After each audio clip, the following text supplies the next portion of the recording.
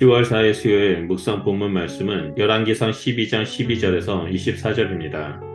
여로보암과 북쪽 지파 모든 백성은 3일 후에 다시 르호보암을 만납니다. 그들이 르호보암의 명령에 따라 그날 나온 것은 그를 왕으로 세울 마음이 아직 남았기 때문입니다. 그러나 르호보암은 어리석게도 원로들의 지혜로운 자문을 버리고 젊은 신하들의 자문을 따릅니다. 그는 솔로몬이 무겁게 한 멍에를 덜어달라는 백성의 요구를 무시하고 솔로몬의 정책보다 더 거센 정책으로 그들을 다스릴 것이라고 말합니다. 르호보암의 어리석은 선택으로 열 지파의 마음은 그에게 완전히 돌아섭니다. 열왕기 저자는 르호보암이 백성의 요구를 듣지 않은 것은 여호와의 주권적인 계획이었다라고 15절에 설명합니다. 이로써 하나님은 아이야를 통해 여로보암에게 전달한 말씀을 성취하고 계십니다.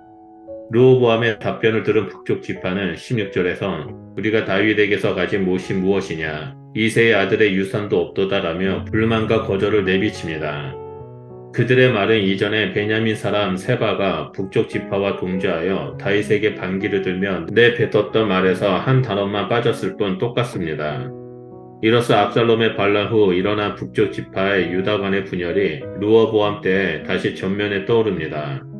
세바의 발언과 같이 목과 유선을 언급하는 북쪽 지파의 백성의 발언은 그들이 다윗 자손에게서 어떤 은혜나 특혜를 얻은 적이 없고 앞으로도 유익이 없을 터이므로 더 이상 자기들이 다윗 자손에게 충성해야 할 명분이 없다는 뜻입니다. 북쪽 지파는 그들의 요구를 짓밟고 무력으로 자신들의 왕이 되기를 고집한 르호보암에게 붕괴하여 각각 해산을 명합니다.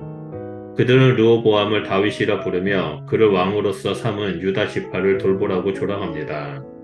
이 말은 그들이 더 이상 르호보암과 협상할 의지가 없으며 더 이상 다윗 왕조를 인정하지 않겠다라는 의미입니다. 이는 자기들의 이익에 걸림돌이 된다면 자신의 형제라도 버릴 것이며 하나님이 다윗과 맺은 언약이라 할지라도 개의치 않을 것이라는 의미가 함축되어 있습니다. 마침내 이스라엘은 남북으로 나뉘었고 르호보암과 여로보암이 각각 왕이 되었습니다. 애초에 온 이스라엘이 르호보암을 왕으로 삼고자 했으나 지금은 유다 성읍에 살고 있는 이스라엘 자손인 유다와 베냐민 족속 그리고 예루살렘에 남은 다른 지파의 백성만이 그를 왕으로 삼게 되었습니다. 르호보암은 북쪽 지파와 어그러진 일을 수습하기 위해 아도람을 대표로 보냅니다. 아도람은 다윗 때부터 솔로몬 시대에 이르기까지 강제 노동을 총지휘했던 자로 소개된 인물입니다.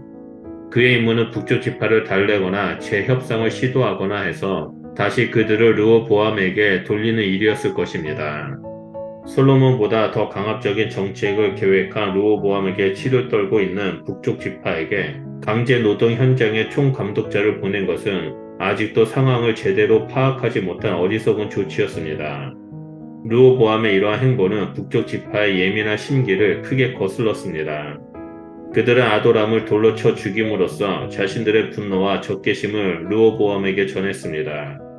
르호보암은 예상치 못한 반응이 일어나자 그때서야 상황을 파악하고 다급히 수레를 타고 예루살렘으로 도망쳤습니다. 열왕기 저자는 북쪽 열 지파의 반란을 다윈 집에 대한 배반으로 설명합니다. 이제 르호보암을 왕으로 삼으려 했던 온 이스라엘은 그 대신 여로보암을 왕으로 삼습니다. 여기서 온 이스라엘이란 유다와 베냐민 지파를 제외한 나머지 열 지파를 가리킵니다. 여로보암이 이집트에 돌아왔을 때 그들은 공회를 열어 여로보암을 왕으로 추대합니다. 여로보암이 왕이 되고 유다 지파만 다윗 자손 르호보암을 따르게 된 것은 다 하나님이 예고하신 대로입니다. 르호보암의 무자비함과 어리석음으로 왕국의 분열이 실현되었으나 분열의 직접적인 원인은 솔로몬의 우상 숭배였습니다. 르호보암은 깨어진 나라를 회복하기 위해 무력을 사용하려고 하나 하나님의 개입으로 무산됩니다. 그는 예루살렘으로 도망쳐 돌아온 후 이스라엘 족속과 전쟁을 벌여 강제로 온 이스라엘의 왕이 되고자 했습니다. 그래서 유다와 베냐민 지파에서 18만 명을 소집했습니다. 그러나 하나님이 즉각 개입하셔서 전쟁을 막으십니다. 하나님은 스마야 선지자를 보내 르호보암과 유다와 베냐민 및 그곳 남은 다른 지파 백성에게 그의 뜻을 전달하셨습니다. 스마야는 하이야와 함께 당대의 선지자로서 왕과 백성에게 하나님의 말씀을 전했으며 이들의 예언은 글로도 전해 내려왔습니다. 하나님은 르호보암과 그 무리에게 싸우러 올라가지 말고 집으로 돌아갈 것을 명합니다. 그들이 전쟁을 벌이려는 대상이 다름 아닌 그들의 형제인 이스라엘 자손임을 상기시킵니다. 유다와 베냐 지파의 소집은 강제적이었지만 이들 또한 르호보암처럼 자기들의 이익을 위해서 형제들을 죽이는 일도 마다하지 않을 요량이었습니다. 하나님은 이스라엘의 분열이 자신의 뜻임을 분명히 밝힙니다. 르호보암과 백성은 여호와의 말씀을 듣고 그 말씀에 따라 돌아갔습니다. 선지자를 통해 전달된 하나님의 말씀을 그대로 순종하여 따른 것은 그동안 르호보암과 백성이 보여준 가장 지혜로운 선택이었습니다. 이스라엘의 분열은 아이야 선지자가 여로보암에게 하신 예언을 하나님께서 친히 이루신 사건이기도 합니다. 르호보암은 이를 분별하지 않고 자신이 소유한 권력이 준 착각에 속아 모든 것을 자신의 마음대로 행하고자 했습니다. 이런 착각에서 벗어나기 위해서는 하나님 말씀 앞에서 늘 내 삶의 참된 주권자가 누구이며 나는 하나님이 주신 어떤 은혜 안에서 살고 있는지를 되새겨야 합니다. 우리에게 주어진 하나님의 은혜인 공평과 정의와 사랑과 자비 안에 살고 있을 때 우리의 삶의 주권자 되신 하나님을 바라보며 올바른 선택을 할 수 있게 됩니다. 하나님이 주신 은혜 안에 머무는 삶을 다른 말로 표현한다면 하나님을 경외하는 삶을 사는 것을 말합니다. 우리는 르호보암처럼 어리석은 선택을 하는 것이 아니라 하나님을 경외함으로 그리고 하나님의 은혜 안에 머무름으로 늘 올바른 선택을 하는 자가 되어야 합니다.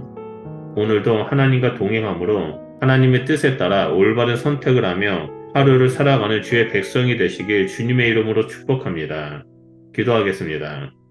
하나님 감사합니다. 우리에게 하나님의 은혜와 하나님의 사랑과 하나님의 정의와 공평을 부어주셔서 감사드립니다.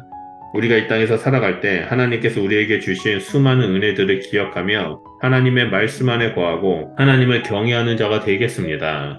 성령 하나님 우리 가운데 충만하게 임하여 주셔서 매일의 삶 속에서 우리에게 베풀어 주신 하나님의 은혜를 바라보게 하시고 또한 하나님의 은혜 가운데 머물며 하나님의 뜻에 따라 순종하는 삶을 살아가는 자가 될 수 있도록 우리를 다스려 주시옵소서. 우리는 오직 선한 목자 되신 하나님만을 따르겠습니다. 하나님 우리 가운데 동행하여 주시옵소서.